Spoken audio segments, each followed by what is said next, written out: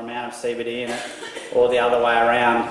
There's been a more recent phenomena of having isolates come into use, and I would like to address that issue today because I think it's we're coming across serious problems with isolates and worse problems with synthetics. I mean, the government here banned the use of synthetic analogues of THC some time ago because they were evidently pretty dangerous. I mean, I took them myself, I used them, things like KroniK, K2, all these different analogues of THC because they were legal. You could buy them in head shops and stuff. The stuff was terribly dysphoric. It had some terribly negative effects on physiologically and mentally on myself and the people that I was using it with. And I think that same problem translates over to the isolates that are now largely being used in the pharmaceutical preparations that are being suggested as being named as medical cannabis in this country. They're not medical cannabis at all. They're medical cannabis derivatives at best, bioidentical and synthetic builds, as I said, even worse. And we've seen some really terrible side effects of people that have used these isolates and synthetics. I've personally used isolates quite a lot myself. Like I said, I've tried the synthetics. They were dysphoric and weird and strange. The isolates that I then started taking, actually I got the first allergic reactions I've ever had to anything, and I've tried just about everything in my life. And I think that it's, we need to be very, very careful about how we proceed around this debate in naming things correctly for what they are, so that people understand, who don't understand a lot about this, understand something and enough about it so that they can make informed decisions. When I go to my doctor as an uninformed person and say I'd like medical cannabis, and then I get a script from the SAS scheme, Special Access Scheme, and I get this thing that I think is medical cannabis, and what I'm actually getting is either CBD or THC in isolation of each other, or mixed with each other, maybe bound with one other cannabinoid which isn't really even on the radar right now, and I take this thinking it's medical cannabis, then we're going to see some dangerous outcomes. And that could just be a lack of efficacy. That's terribly dangerous to give someone who suffers from a life-threatening disease or something like terrible anxiety or suicidal depression, manic depression. You give them something that doesn't work, that's dangerous. You give them something that can cause some histamine reactions like I've seen on myself, that's dangerous. So let's name these things for what they are. They're not medical cannabis. Medical cannabis is a whole plant in my view. Medical cannabis should pertain to cannabis and its whole plant origins. Now, high THC, low CBD, or high CBD, low THC can still be very much whole plant. It's just that you've got different breeding regimens that have taken those particular two molecules to different degrees in different plants, and I think both of those things have a really good application across a range of conditions, and that's where the exploration should be at, not how do we patent these single function molecule drugs that we have no idea how they really work. But what I would say on that note is that I actively believe that there needs to be serious clinical trials done on medical cannabis derivatives and builds out of isolates. Absolutely. That's where the focus of all these medical trials and all that should be on, is these things that we have no idea what they actually do and are probably going to turn out to be dangerous or useless or both. Medical cannabis itself, we know a lot about the safety margins of it. There's certainly, I'll shut up in a minute. But there's certainly, there's certainly issues with medical cannabis even in its whole plant form. I'm not going to say I haven't seen problems arise with it. I've had problems in my own life with cannabis when used incorrectly, unwisely, abusively, and so I think that we need to be clear-eyed and honest in our debate at all times about what this plant's capabilities are, and most medicines I've ever taken can become poisons when used incorrectly. So let's educate about this stuff properly, but let's say certainly that medical cannabis itself, its safety margins are really huge comparative to a lot of other pharmaceutical drugs or other drugs out there on the market. We know that it's a relatively safe thing, and that the side effects can be managed so very easily with just a bit of education, you know, a bit of honesty, and just letting people know what it is that they're in for. And, you know, I was when I first started this, I did it for very idealistic, you know, heartfelt reasons of making promises to people who have now passed, and because I want to see the end of the drug war like nothing else I've ever wanted. I think it's just a war on people. I think it's World War III, you know, but I also want to be very reasonable about how I approach this and just do what I can to help in a practical way to change things. And I think this is the best way to do it, is to help people who are genuinely sick to receive a plant that has so many medicinal benefits that we're just scratching the surface of this topic. We're kind of infants in the realm of understanding. You know, Michael, these guys here have been just doing it for so long. We're relatively recent newcomers to it. But this stuff, it's still illegal. You know, we make huge efforts to get it here from where it comes from, to make it, to give it out to people. If it didn't work, we wouldn't do it. Like, there's no reason that we'd be sitting here having served all these, you know, 10,000 people if it didn't do something that was so amazing that it kept us in a place of we're more duty bound to do it than the relevant fears that we have of being sort of, you know, taken away. I don't think either we could stop. It doesn't. Yeah, no, we couldn't stop.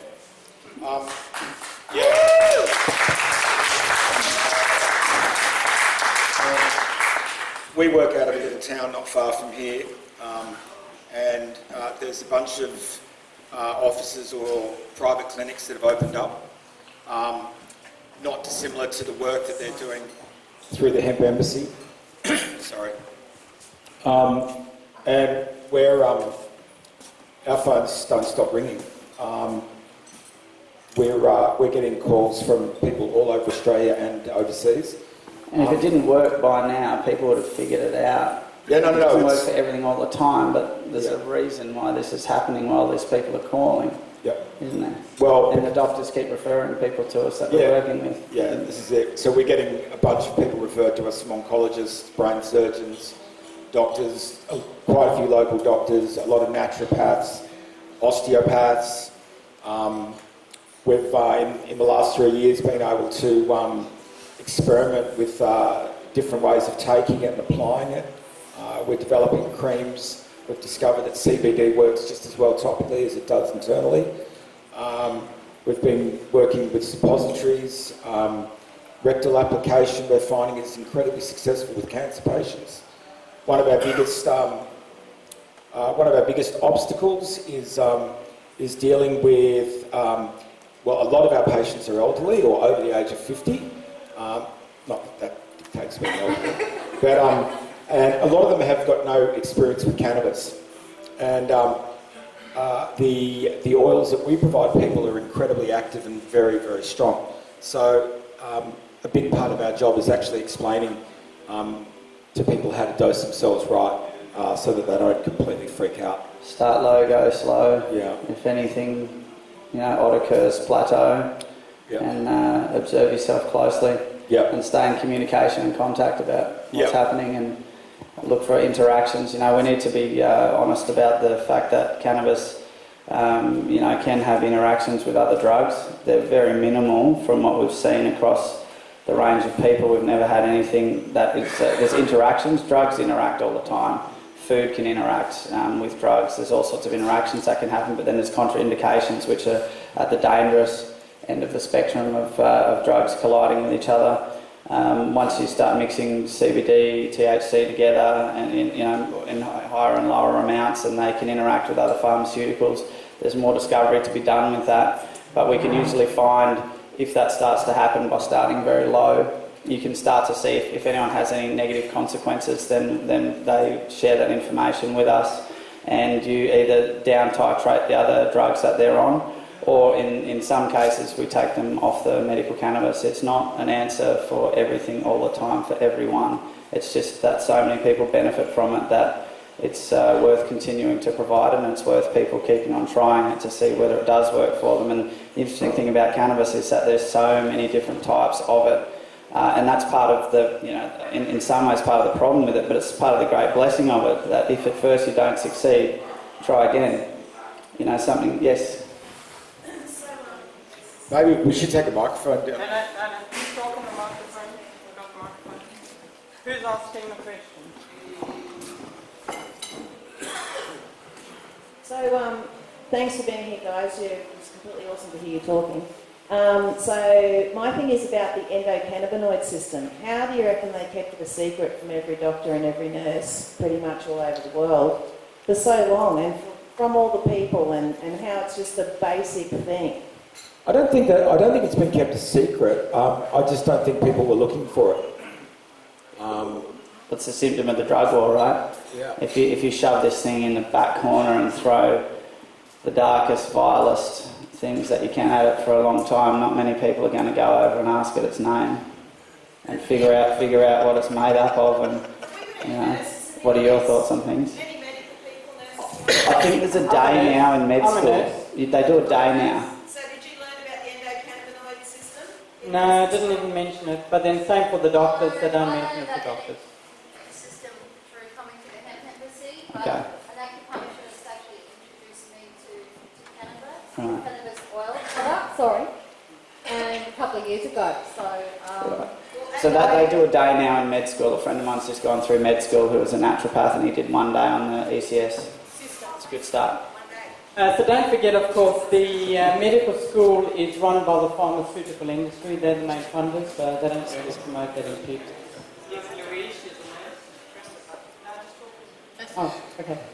Just further to that, what I find, I do consulting with medicinal cannabis, and what I find and encourage people to do is learn about the endocannabinoid system, because it is really important to know why this works. Isn't it? It is Absolutely. so... Absolutely. People educating themselves in this helps. It helps so much in the process of them understanding why they're feeling, how they're feeling, or what changes are happening. It's like it's epiphanic. Once people get their heads around what's going on, they can actually get a handle on the experience they're having, and even if it's maybe challenging at times, it can be taken in such a different way. Once people are informed, they're empowered. Once they're empowered, they can become great in their own process of healing, and that's what's so important about people understanding what's going on for themselves. Is that they can grow their own sense of what it is to be themselves and to feel what's going on inside of them and to interact with the process of getting better in life. It's a huge thing. Good point. The endocannabinoid system was discovered in 1998, and in around about 2000, the government of America, pushed by the pharmaceutical industry, reduced the amount of time that any medical campus could have on homeostasis. They cut it down from 3 days out of their 6 years down to 3 hours.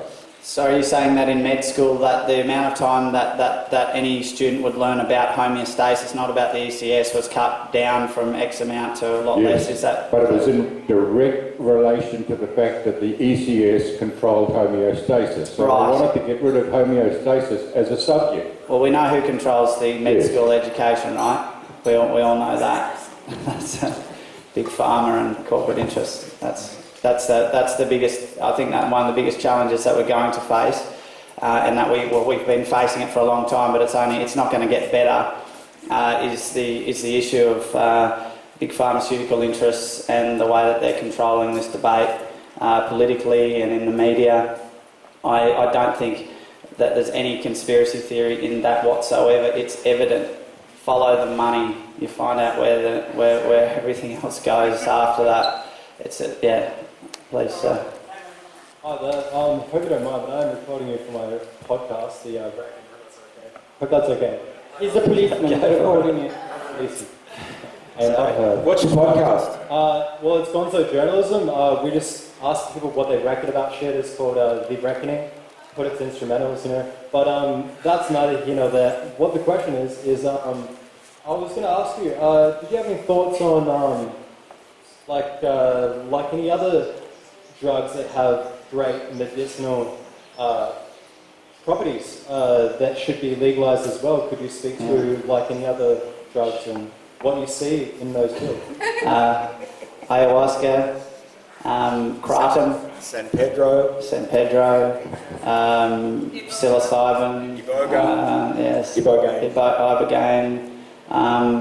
It's in a minute there, mate. But I personally had I think I've said this up here before, but I'll say it again. I had a massive history with substances, not managed very well a lot of the time, and with some of the less benevolent drugs that are out there. I discovered the ability to regenerate a sense of love, well-being and compassion and understanding of life, and go out and help other people through the use of entheogenic substances in the Amazon. One of the things that we help with is people getting off pretty heavy opiate addictions. THC and CBD are very good for that, but there's a better plant out there called kratom. It has the most amazing capacity to get people off opiates and opiate derivative substitutes, things like that. These plants, there's so many things out there in the plant kingdom that have incredible capacities. I just think that cannabis has something special, which has to do with the ECS. Something like ayahuasca has this incredible regenerative capacity. Personally, I feel like it helped me to. Humpty was well and truly broken, and Humpty can come back together again. But one of the final things that helped me out so much was rediscovering CBD and how it had been taken out of the plant of cannabis through prohibition's measures. You get things, potency breeding, right? So we get this stuff that's 24% THC or something. I don't think it's actually that good for most of us. I think that the plant 20 years ago, when they started these really intense polyploid breeding techniques and other things, was in a far better state of balance. People are a lot more well. We've had correlative spikes in mental health issues, things like that, with its use, that I think has a lot to do with these breeding techniques that, fucked up the balance of what otherwise had homeostasis in it. This is an opinion, and we're all welcome to ours, and people are welcome to differ with my opinion, that's fine.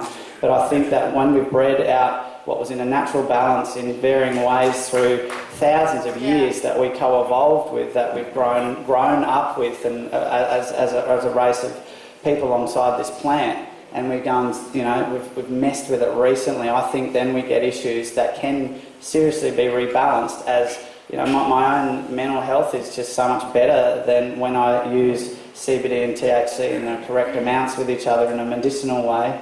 I don't mix it with tobacco, so I'm not doing it in massive excess of what my endocannabinoid system needs, because I think medicines become poisons when used incorrectly.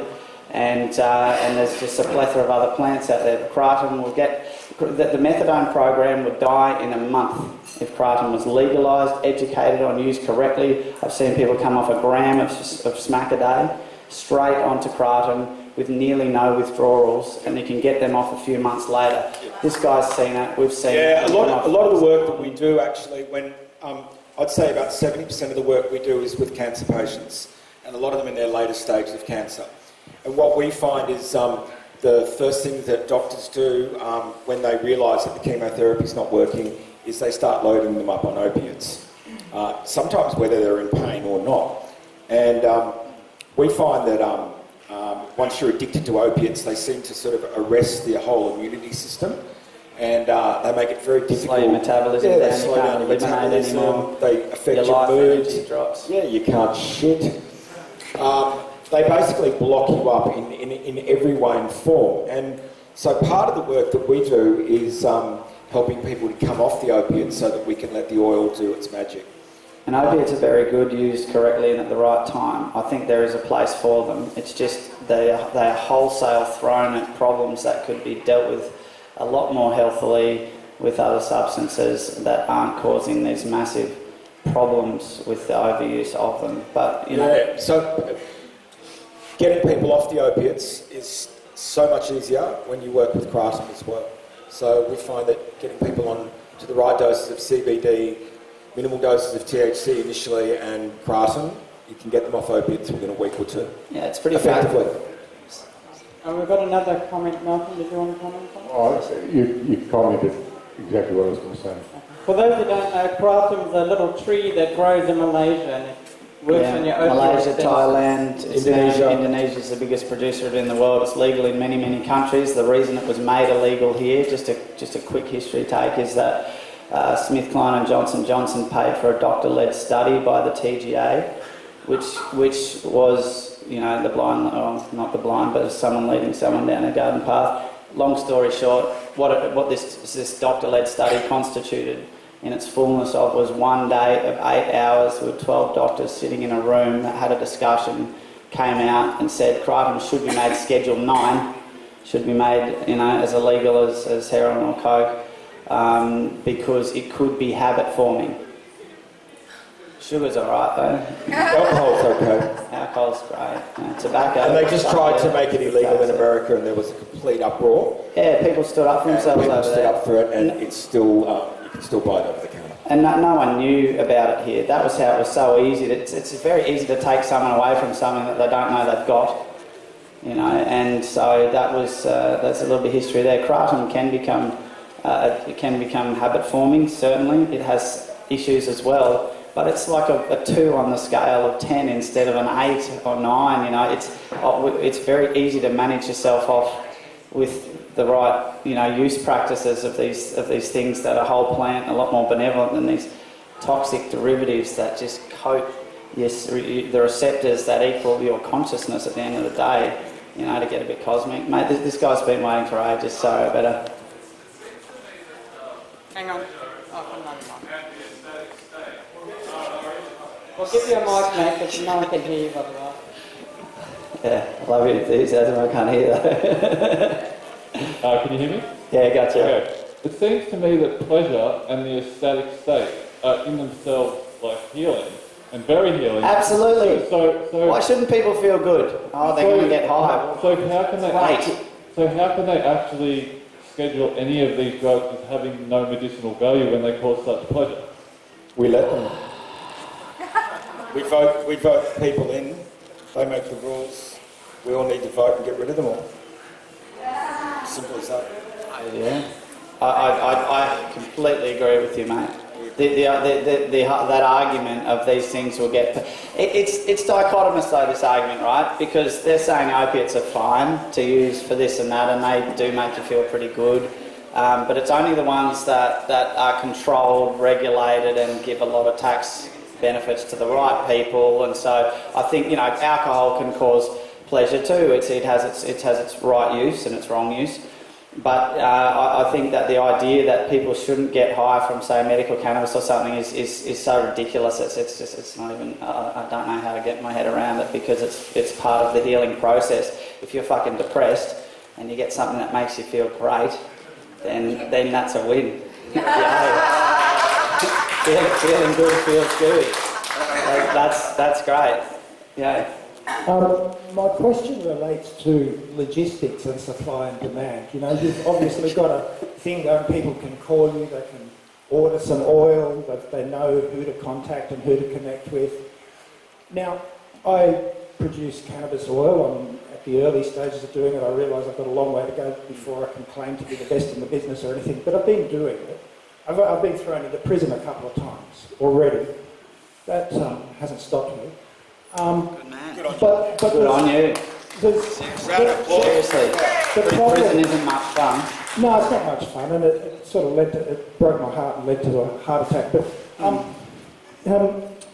I've got cannabis oil sitting at home right now. I can't go out into the street and go, look, I've got cannabis oil for sale, because it's going to attract some controversy. I can only distribute it when somebody asks me around the streets of Mullumbimby just quietly. And there's people like me all through the hills. We've got weed, we've got varieties of cannabis that are really, really sweet. Come and see us after. Thank you. That's what I needed to hear. Mate, when we started we put our names and our faces and where we were getting the stuff from up on a website. That's how we got, we just set a website up and went, right, this is what we're doing.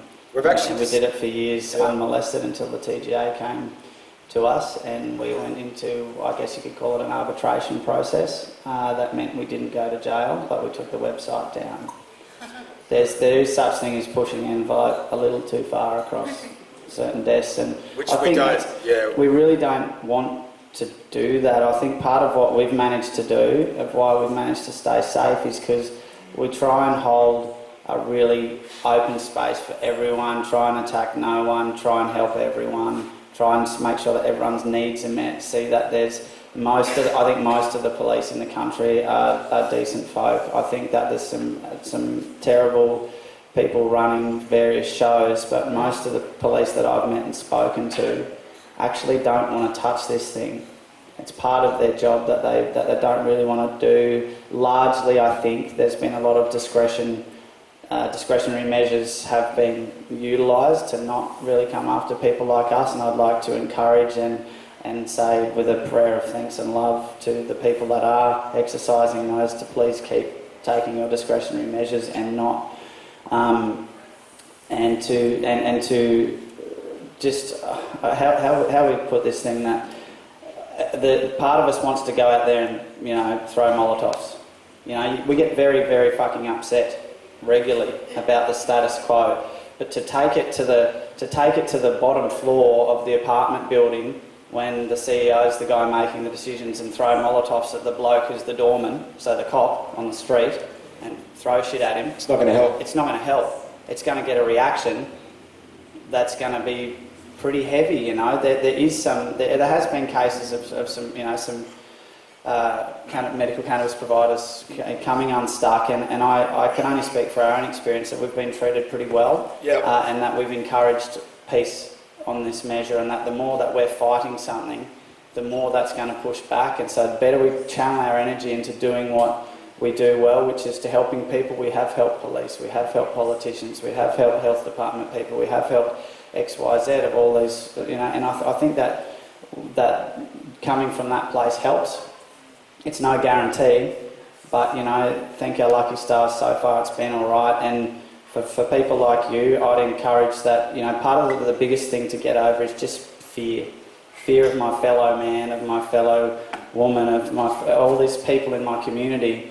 We're in a bit of a blessed area here where a lot of people really support what we do, and I have never met so many conservative people in my life except through this thing. Through doing this thing, I've met the most conservative people I would have never met by not moving in those social milieus. I've come across people who are just astoundingly wonderful beings. They just have a totally different set of conditionings, of environmental stimuli that have made them the people that they are.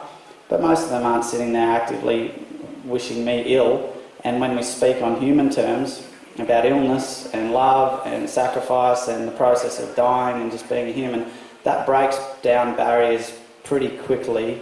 And most people are humans underneath whatever it is, the armour that we put up or the ideal, whatever it is that goes on. So anyway, I'll shut up now. All right, we've got another question from this man. That's not a question.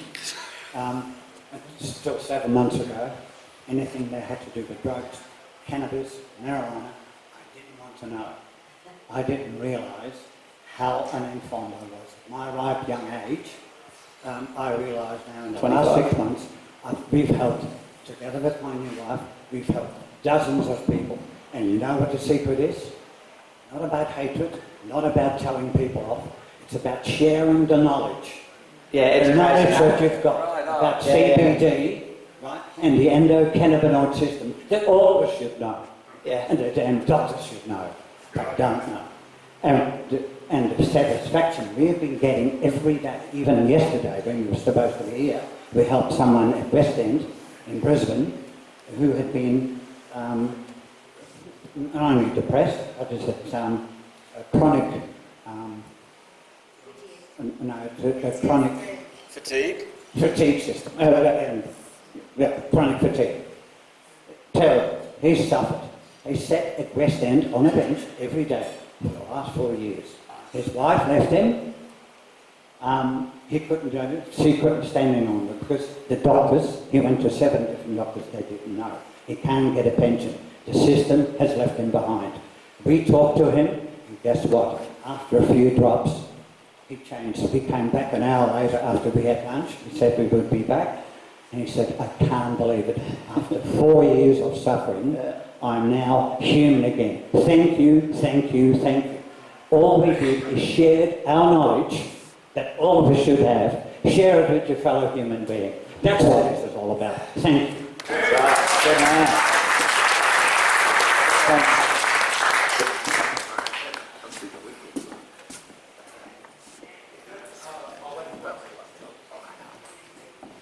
Okay, we've got 2 comments, one by you and one by the gentleman behind you.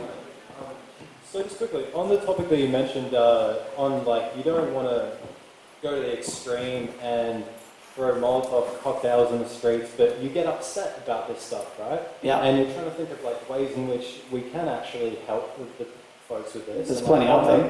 So you just correctly pointed to one. Bringing the truth into the picture, of course. Yeah. And, or take the fight to where it really belongs, to the top floor, not the doorman. Yes. Really, exactly, take it up there. Yeah, Start lobbying these guys properly and directly and naming them in a measured way. Go to where the issues. Every day, help the people that need help now. That's right. Could be dead tomorrow. That's right. And that's mainly what we've concentrated on, is actually just helping people, and that grows a kind of thing of its own, right? So I totally agree with that. Like, so like my question is like, could an approach be, for instance, if you have a religion, if you're a spiritual person that believes in God, believes that this is a creation and that weed is a creation of God and it's part of your religion, is there some kind of channel that perhaps we can get religious protection? Because I think this... Well, how you talking about it? I don't think God made a mistake. If we're living in the States, then yeah.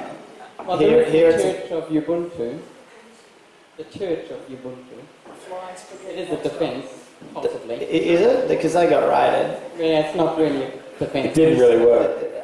I think, you know what, being organised though, you know, this thing of education and is networking, is people getting together. And you know what, if enough people get together on a subject, you don't have to throw anything.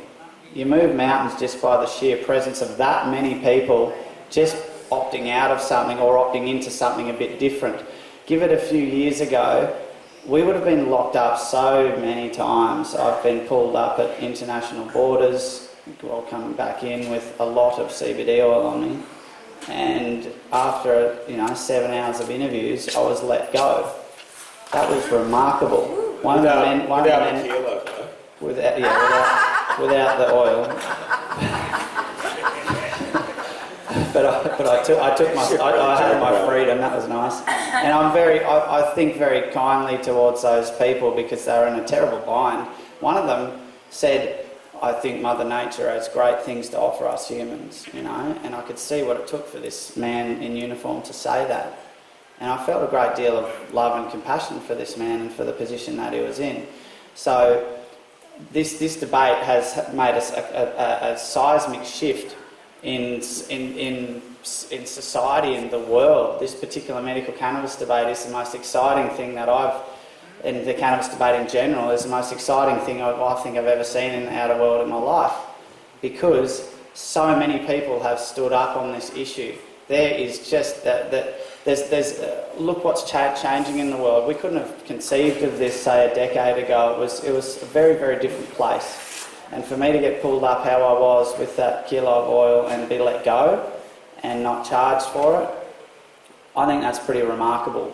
And they just didn't really know what to do with that at the time. It's a political hot potato. I think the politicians need to be kept aware that people really care about this debate, because the thing about us Australians is we're kind of relaxed, and that's kind of nice, that's beautiful, but it also breeds a little bit of apathy. And I think, just a bit, and I think that's what happens there is that when the media puts out, for instance, as a placatory measure given by regulatory groups, the politicians, so medical cannabis is now legal, everyone just shuts up and goes home. It's not legal when it's not available. There's about 1,000 people have accessed it legally. That's just like they're spitting on a bushfire and going, fire's out, I'm fucking going home now. And not only that, what they are getting by prescription is nowhere near as inefficacious. Anything dangerous. that's available on the high end of the black market. Yeah. high end of the playbook. No, that's Sorry. All right, we've got another comment by a gentleman here, but before you say anything, I just want to quickly say there is a legal defence argument going on through the courts at the moment saying that the government have failed in their duty to provide what is called legalised cannabis medication, and as a result, this person has had to access their product on the black market. So that is a defence argument being pursued against the Australian government. Great. And that'll probably get you a Section 10, but it should get you a standing ovation. All right, over to you. Hey guys, how you doing? I'm a final year med science student and just got a couple of queries. I'm epileptic, photosensitive. What's your view on the best kind of treatment for anticonvulsants? Because I've done a lot of reading and, you know, he says, she says, in regards to the kind of the combination. Try it. And my second question, sorry, is I've got a pregnant lady over here, and my second question would be just about cannabis and pregnancy. Excellent, excellent. You do the first one, I'll do the second one. Oh, can I do the second one?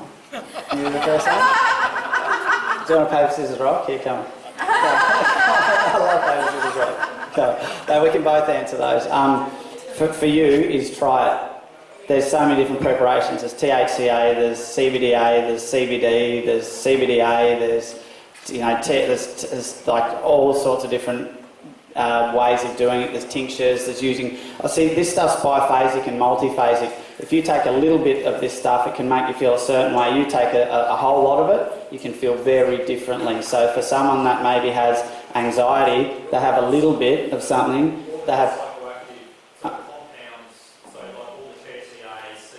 Yeah, it's all psychoactive. This idea that some of these that CBDA and that isn't psychoactive is erroneous.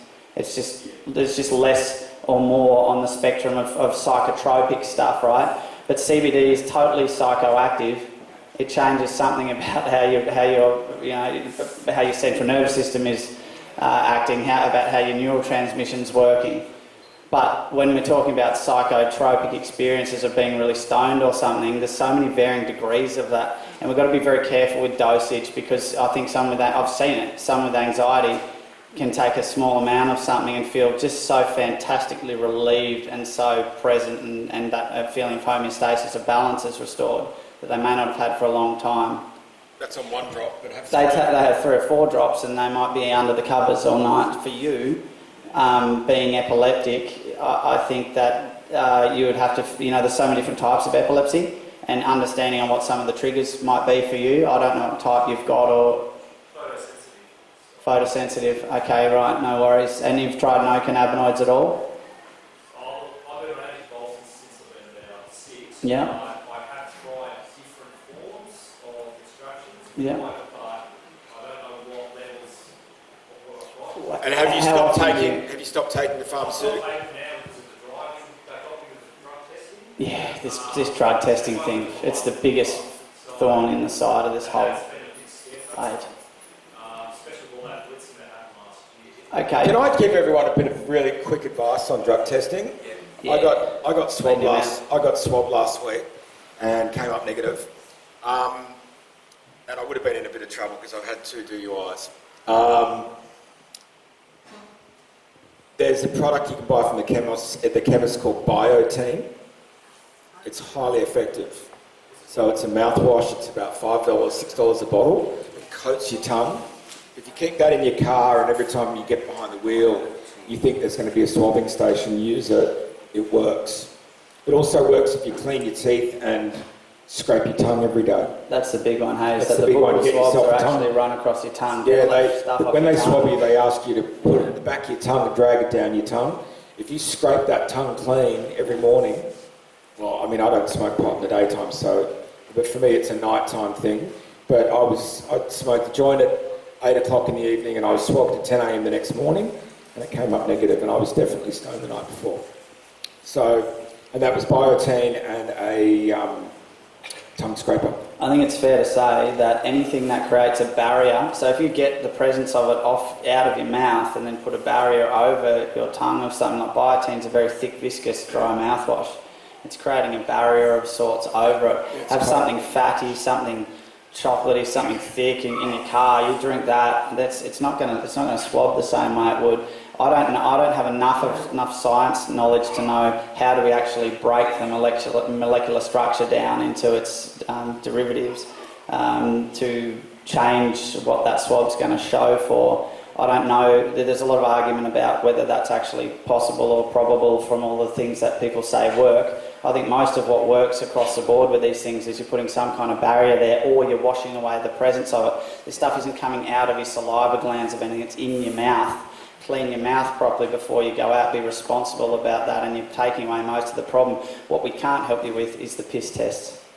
Yep. We can't help you with that. The only good thing about isolates of CBD is that they're not going to show up in your piss tests. That's the only thing that... Actually, I've got a comment to that. The Endoca CBD stuff that's going around, and there's probably other CBD oils. Yeah. I know for a fact that if you give that to someone who's not used cannabis and they do a wee test the next day, they've got cannabis THC in their urine. Definitely. The Endoca oil has THC in it. Absolutely. It's a whole plant extract. It should have some. There's now a product...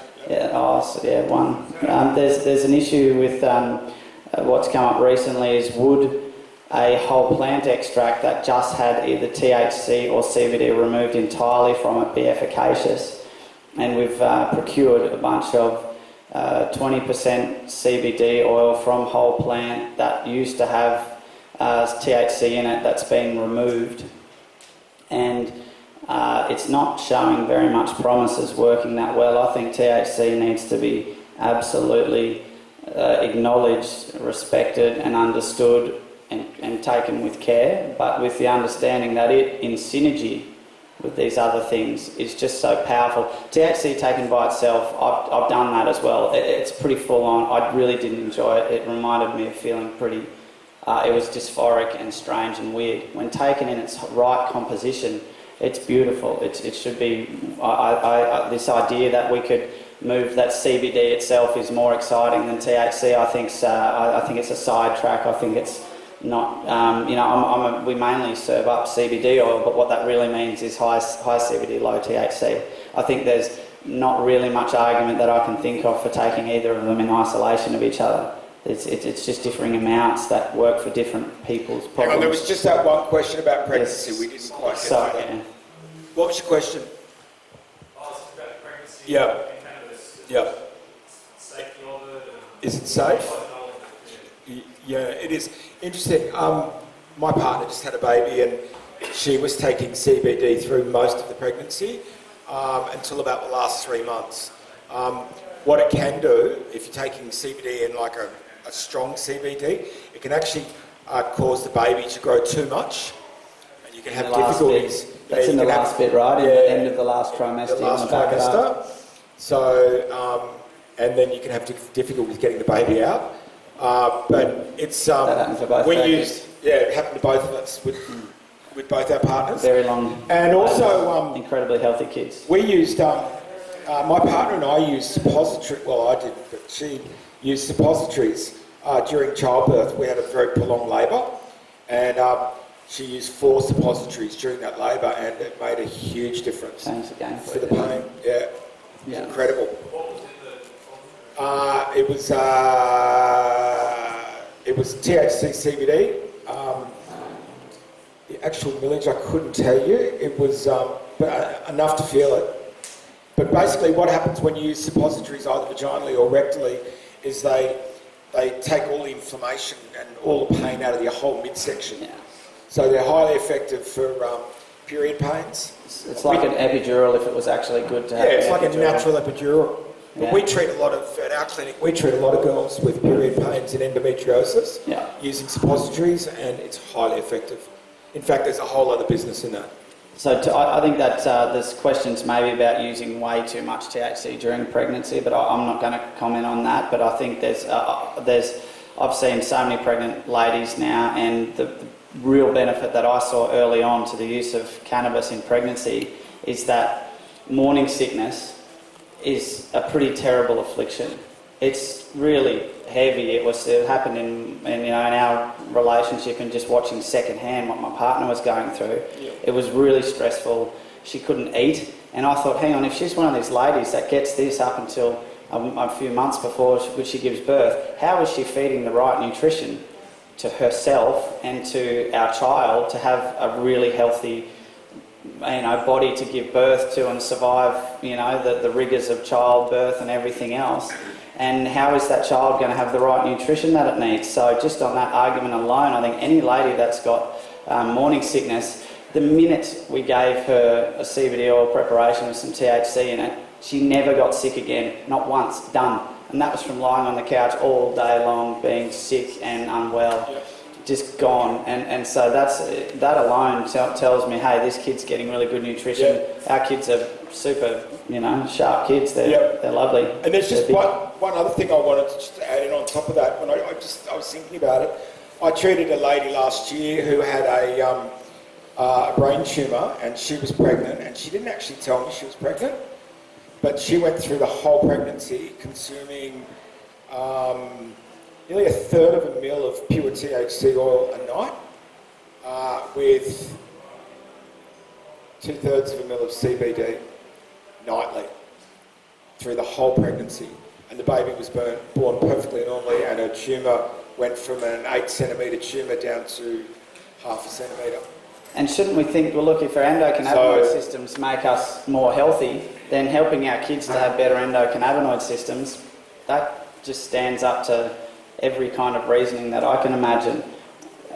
Yeah, mate, I just wanted to...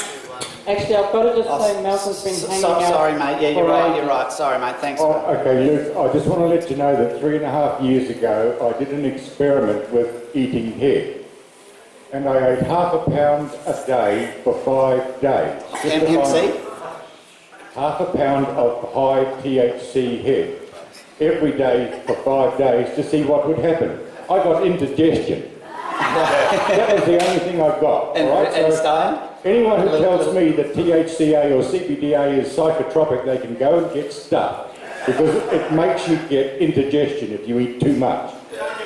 The next thing I want to talk about with every one of you here is all go and get busted. Every one of you, if you get busted, you will teach so many more people about this. When I got busted, with one patient I was giving, he had cancer of the pancreas, mesothelioma, that's right. He and his family and the school and the schools and the RSL, it was 700 to 900 people who knew that they were getting benefit from cannabis 4 years ago. 700 to 900. If every one of these people in here got busted, we'd do very well.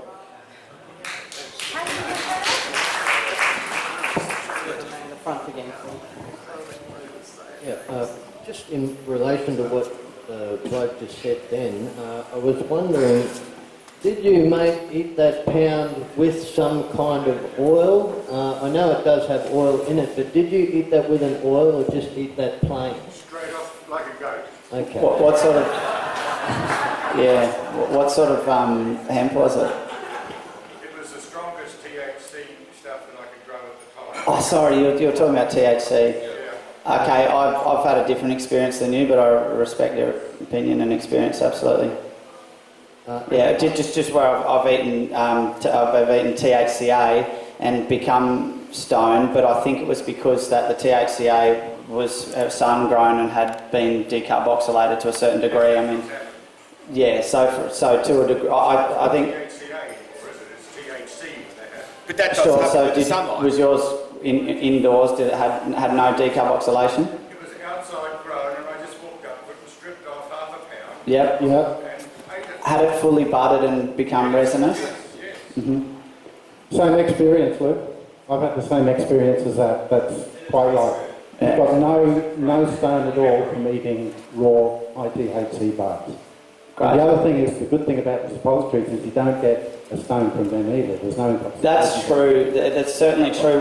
With the suppositories, you're cutting down the effect of being stoned by a good 3/4. Not at all. I've experimented extensively with ITHC. Some do. A lot of our patients report being altered but not stoned. There's a difference between you being changed, between your changes occurring and being stoned, right? So you're saying you felt nothing. Can I ask you though, was that on the back of usually consuming a lot of cannabis, because if you're used to being stoned and then you take something that's a lot weaker, then you're actually just not going to notice what's really going on. Whereas if you clean your system out for a week or two and then try this experiment, I think things might... Sure, but I've tried this experiment on myself. I used 20 suppositories and they all had 0.02 of a gram of resin. Of THC? Of THC. Okay. So they were quite strong, and I used 20 at one time. I felt nothing. So even bearing that... Must be my imagination from everything. I was squeaking. Must be a placebo. I was squeaking. I just had to try to see if you could actually get stoned from it. You must have been like a Pez machine. I was squeaking when I walked. Look, I've advised hundreds of people to take cannabis rectally, hundreds. And I get a lot of feedback from people. I would say about half of them experience psychotropic effects. Half of them. I haven't had that experience from hundreds of people too. I haven't had that. Okay. I haven't had anybody say that they've had. Okay. Yeah. Well, are they usually big cannabis users? That's a good question. No. Okay. No. I think what we need to have is a clinical trial here. From several hundred experiences. Yeah. But what we need to understand is how much of these actives that we're putting into our bodies actually come across the mucosal membrane in the rectal wall. There's a lot of debate about whether or not THC will come across or CBD will come across when used rectally. The only test ever done with it... CB2 receptors. I think you're accepting them into the CB2 receptors in your spleen and in your base of your spine. That's my theory. So, good theory. I think the debate is which one is a better way to do it overall, and until we actually test how much of it becomes bioavailable, because it's said that rectal administration of medicines, you can get 3-4 times more bioavailability. What we don't quite know is whether that, because it's a resin, not an oil or an essential oil, we don't know exactly how much is coming across. As Nick said, we've seen all these incredible results from people taking it rectally. That's just the case. But we don't know exactly how much is coming across. If I had trial money, that's what I'd be doing, is just doing plasma tests after get 20 people, get them in the morning to take something rectally, test them every hour until 8 o'clock at night, see where the spikes and dips go of bioavailability markers of how much is in your bloodstream, and then at night give it to them, so just flip it from rectal to oral and do those same tests and figure out how much is going, how much is coming in, how much is going out. The argument about dosage is also pretty broad ranging. So, there's always been this thing of take heaps of it, and that's the best way to do it. I don't think that necessarily is true at all. Rick Simpson, that kind of... The Rick Simpson method, yeah, the flood dose method of just spiking your THC levels to such great amounts that you'll cause apoptosis of cancer cells. We've seen varying results. Some people have taken very little. Pancreatic cancer guy I know was taking 100 milligrams of THC a day orally, and he's come good.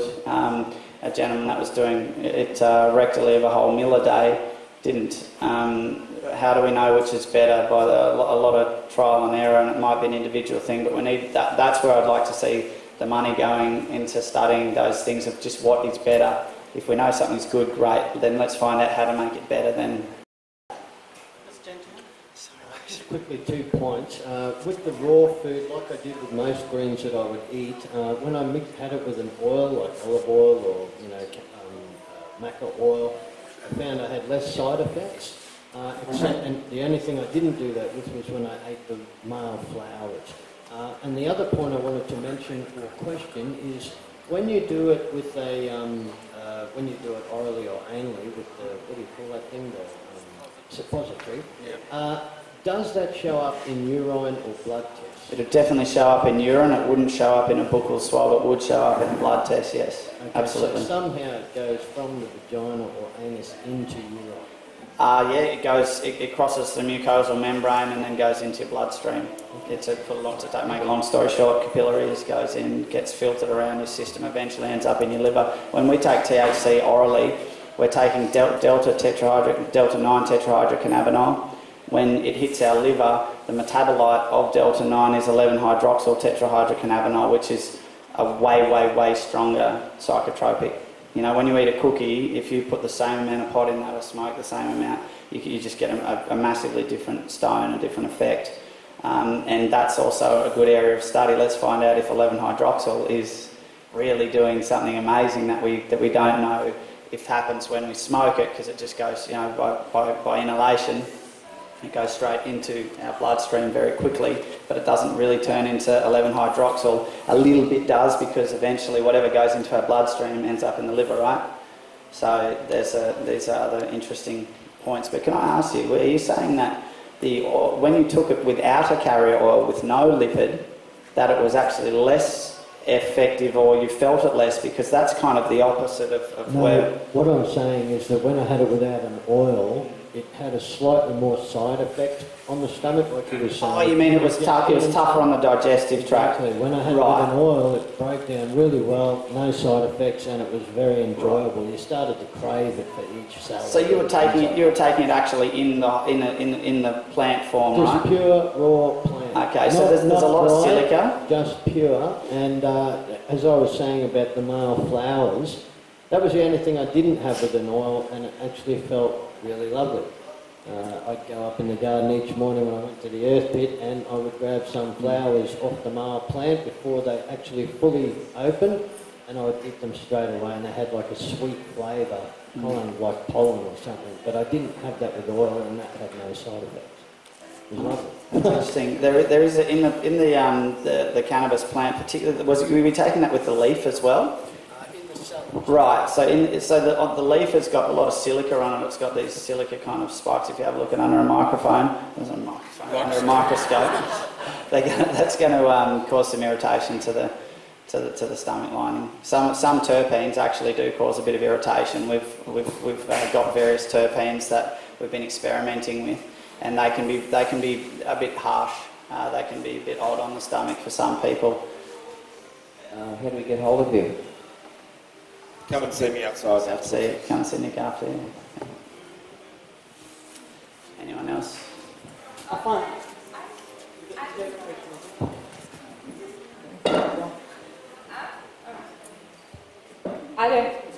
was here yesterday when Dr. Deb was speaking, and she spoke very, very, very briefly about pessaries and rectal insertion, but she was talking about a sweet spot, and she was talking about the effects becoming available according to how far up and exactly where you put the pessary. So you might want to... Are you talking about suppositories? Suppositories. Well, yeah, so there's about 10 centimetres up into your rectum, and there's a portal vein that goes up to the liver. Is that... Is it... That's right, yeah? Okay, I thought you were... Normally, but yeah, so I mean, really, suppositories is no different to giving Panadol suppositories. It's no different to giving cannabis suppositories. Well, there is differences, because one's a resin and one's water soluble. That's but a you significant both difference. place them into the rectum. That's right, but if you go a little bit higher, if you go a bit higher, you go to the portal vein, right? The portal vein goes to the liver, and so it's going to kick you harder. If you put a suppository right up there, then it's going to feel different than if you put it further down. Can we agree on that, or just maybe say that? Saying yesterday, and so the dosages are different. She mentioned having that sort of second. It also depends if you second knuckle shuffle. if you're taking it for prostate cancer, which can be highly effective, you want to put that on the prostate. To be honest with you, though, I find it much easier to use a 1mm needleless syringe as an applicator. Instead of making suppositories. Making suppositories, buying the mould kit, doing it all can be a bit tricky. But putting it in a capsule is just a bad idea. Putting it in a capsule is a bad idea. The best thing to do, through my experience and through all the people that I've worked with, is getting a 1mm needleless syringe and putting that up there. It's like sticking a little baby pen up your bum. Unless you can get the suppositories made for you, and then in which case go for it, yeah? Yeah. I mean, great, suppositories... They are a hassle to make. But it's just the making of them a lot of people fall over on, but some people are making them. You'll make them. You make them. Yeah, good. Go and see how it goes. Yeah, good. Yeah. Talk to that man in the audience. He's got a whole lot of suppositories. Yeah, I think we've got a few of them out there, actually. Did you have another human trialling machine? Hey, I just want to say quickly, Luke and I foolishly about 8 months ago let a camera crew follow us around for a month So they've made a documentary about the work that we do. And the film's called Green Light. I think it'll be on Netflix in around February. Not if I've got anything to do with it and never see the light of day. Anyway, it's quite an interesting film. It's basically a study on the provider, more so than the patient. It's the work we do and what we go through. It was everything I didn't want it to be. Yeah, it's everything we didn't really expect it to be. But anyway, it's an interesting documentary. So, greenlightdocumentary.com. Check it out. Thanks, mate. Yeah, I think we're done. Yeah, let's see if one anyone's got any question. more questions, go for it. But yeah, someone else has got to talk now. Here we are. Brad this morning. Yeah, just one more question. My friend Jack here, who is a pirate, wants to know how can we work for you guys if we want to help you out? Do you have any availabilities to work for you? And the second question is, if anyone's interested in being part of the interview on the Reckoning podcast, we'll be doing it later on, down by the water. Speak to him after. Yeah, But you can work with us, not for us. Love pirates, by the way. Is there someone's a pirate here? Good on you. I'll see that pirate hat. That's amazing. I have a great pirate jacket at home. You need that. It's amazing. Okay, thanks very much, everyone. Thanks for listening. Thank you for everything.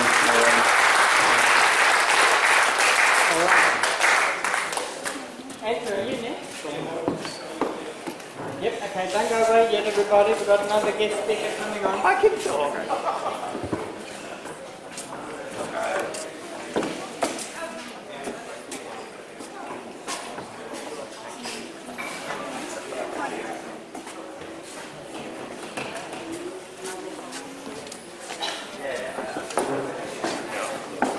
Luke and Nick, you were lucky to get them. I'm always hassling him to come over to Nimbin, and he'll hardly ever do it. So he's got a wealth of experience.